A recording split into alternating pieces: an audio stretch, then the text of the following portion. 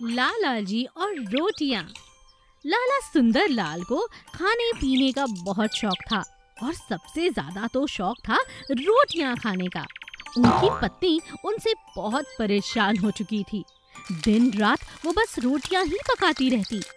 सुबह का नाश्ता खिलाती तो दोपहर का समय हो जाता, दोपहर की रोटियां पकाती तो रात का समय हो जाता। सारा दिन सेठानी जी बस रोटियां ही बनाती रहती थी। एक दिन उन्हें एक शादी में जाना था तो सेठानी जी ने सेठ जी को समझाया, लाला जी एक बात कहूँ, मेरी तो हालत खराब हो गई है आपकी रोटियां बेल बेल कर, लेकिन मेरी एक बात सुन लो, आज जो शादी में जा रहे हैं ना वो लड़की वालों की शादी है। इस तरह से अगर वहाँ रोटियां खाई ना तो सारी बारात भूखी बैठेगी। मैं आपको पहले ही समझाई देती हूँ, घर से खाना खा के चलो और वहाँ पर बहुत ही कम खाना खाना। अरे भाग्यवान, तेरा दिमाग खराब हो गया क्या? मैंने 1100 रुपए का सगन चढ़ाया है, क्यों नहीं खाऊंगा रोटियां? वहाँ तो बहुत स्वादिष्ट पकवान भी होंगे। लड़की की शादी हो या लड़कों की, क्या फर्क पड़ता है? हमें तो खाना ही चाहिए। और देखती नहीं, कार्ड में साफ साफ लिखा है आपको भोजन के लिए निमंत्रण। तो भाई भोजन तो हम करेंगे ना। आप समझने वाले नहीं। हे भगवान, मैं क्या करूं?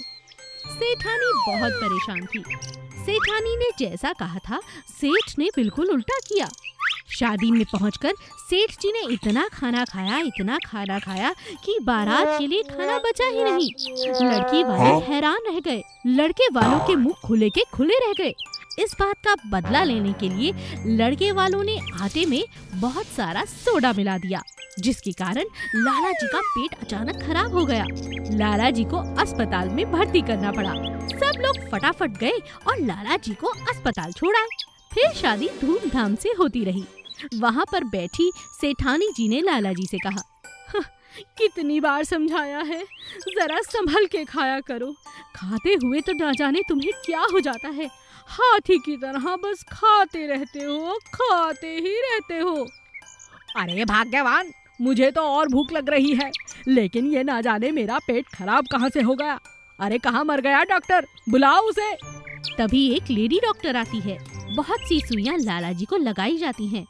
लाला जी की 3-4 दिन तक तबीयत संभलती ही नहीं। उन्हें खाने के लिए कुछ नहीं दिया जाता। लाला जी का भूख के मारे बुरा हाल था। अरे डॉक्टर साहब, आप तो मुझे यूं ही मार देंगी। मैं यहाँ मरना नहीं चाहता, मुझे घर जाना है। देखिए लाला जी, आपने हद से ज्यादा खुराक ली है। आपकी तबीयत तो बिगड़नी ही थी। क्या आपको इतनी भी समझ नहीं कि एक इंसान की तरह भोजन करना चाहिए? आपकी तबीयत और ज्यादा खराब हो जाएगी और फिर कभी खाना नहीं खा पाएंगे। भगवान को प्यारे हो जाएंगे आप। लाला जी बात को समझ जाते हैं और अपने घर में बहुत से चने लाकर रख लेते हैं और अब चने चबाते हैं। रोटियां खाना उन्होंने बंद कर दिया। मंदिर के सामने बहुत से गरीब लोग रहा करते थे जो मेहनत मजदूरी करके अपना गुजारा करते। उन्हीं में एक लड़का था संतू, जो हमेशा कुछ फूल और पत्ते लेकर भगवान को चढ़ाने के लिए गुलदस्ता बनाया करता। सभी भक्त उसके गुलदस्ते बड़े चाव से खरीदते और मंदिर में चढ़ाते। एक दिन जब संतू फूल बेच रहा था, फूल ले लो फूल, सुंदर सुंदर फूल, प्रभु के चरणों के लिए फूल ले लो। तभी वहाँ से एक सेठ गुजरा। अरे वाह, कितना सुंदर गुलदस्ता है, ये सब मुझे दे दो बेटा। सेठ ने सभी गुलदस्ते ले लिए और मंदिर में चढ़ा दिए। पुजारी ने सभी गुलदस्ते मंदिर में मूर्ति के आसपास लगा दिए। सभी लोग देखकर हैरान थे कि मंदिर कितना खूबसूरत लग रहा है।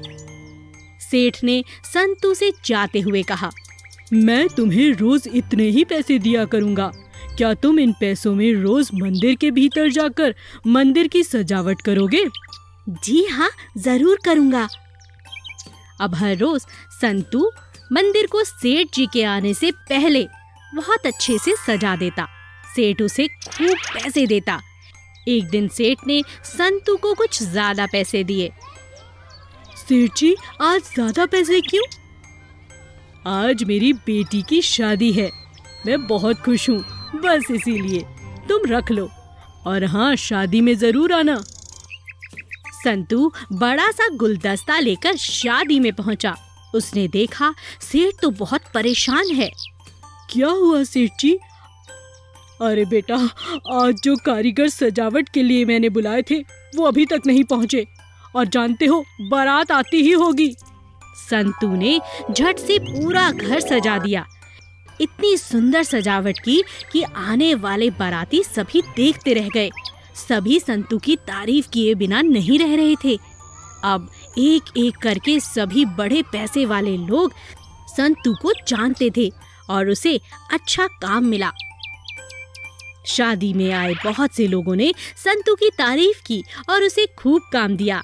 देखते ही देखते संतू अपनी मेहनत से करोड़पति बन चुका था और अब गरीबी उसे छू भी नहीं पा रही थी। 3 चालाक बकरियां। सोना, मोना और गोना नाम की 3 बकरियां थीं, जो बबीता के घर में रहा करती थी। बबीता बहुत ही प्यारी लड़की थी, जो अपने माता पिता के साथ गांव में रहा करती थी। रोज शाम को बबीता स्कूल से घर आने के बाद बकरियों को चारा खिलाने के लिए जंगल की तरफ ले जाती।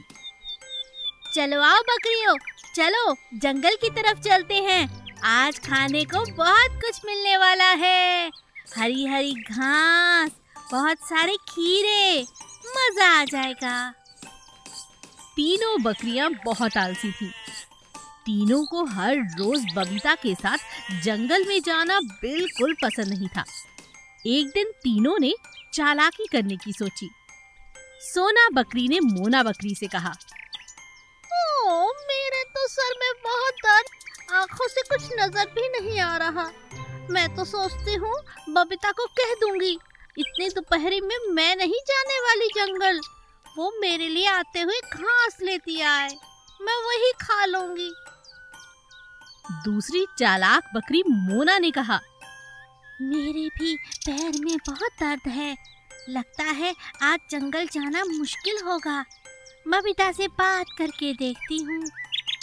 तीसरी चालाक बकरी गोना समझ गई कि दोनों चालाक बकरियां आज बहाना बनाकर यहाँ घर में रुकने का इंतजाम कर रही हैं। तीसरी ने भी बहाना मन ही मन सोच लिया और बबीता के आते ही जैसे ही सोना और मोना की रस्सी खोलने के लिए वो हुई, तो सोना और मोना ने अपना अपना बहाना बबीता से कहा। क्या कहा? तुम्हें दिखाई नहीं दे रहा? अच्छा, ये बात है। और मोना, ये क्या? तुम्हारे पैर में दर्द है?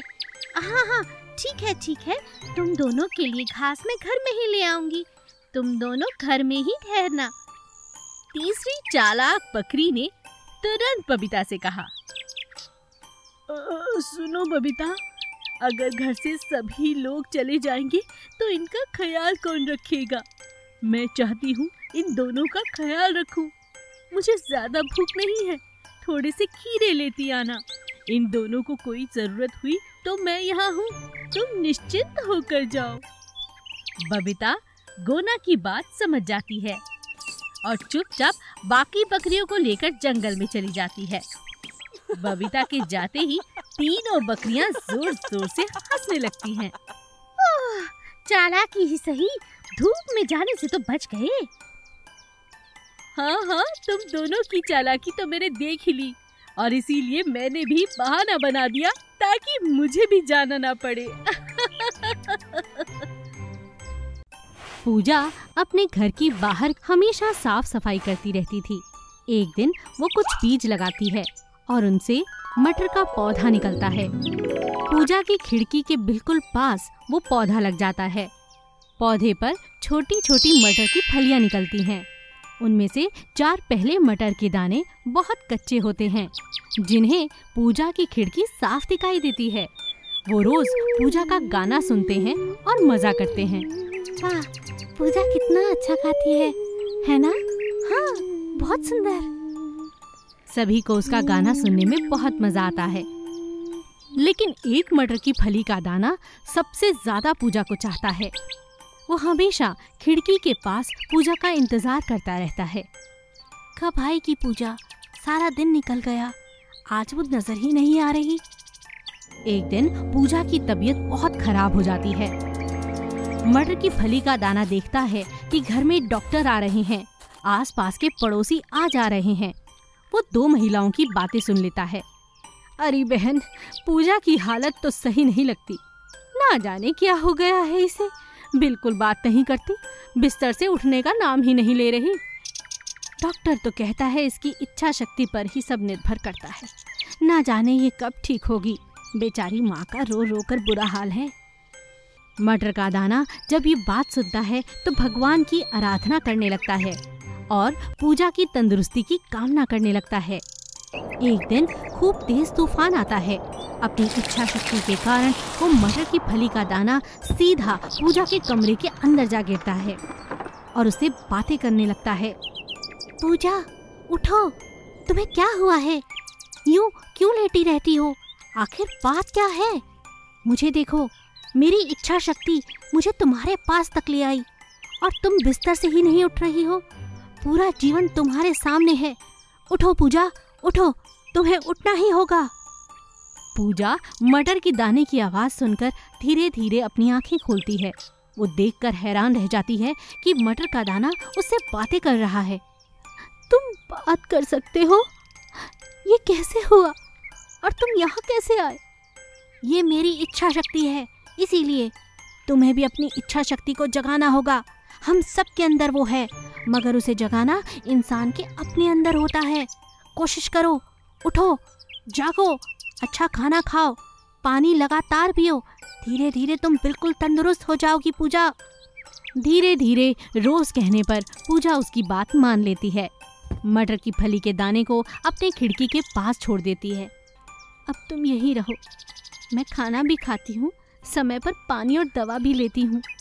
उम्मीद तो है धीरे धीरे ठीक हो जाऊंगी। क्यों नहीं, तुम जरूर ठीक हो जाओगी।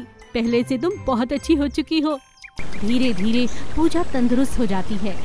एक दिन बरसात के बाद पूजा का ध्यान अपनी खिड़की पर जाता है। वो देखती है कि मटर का दाना अब फिर से एक पौधा बन चुका है। वो उसे रोज पानी देती है और उसका शुक्रिया अदा करती है, क्योंकि उस मटर के दाने ने ही उसे इच्छा शक्ति हमेशा बनाए रखना सिखा दिया था।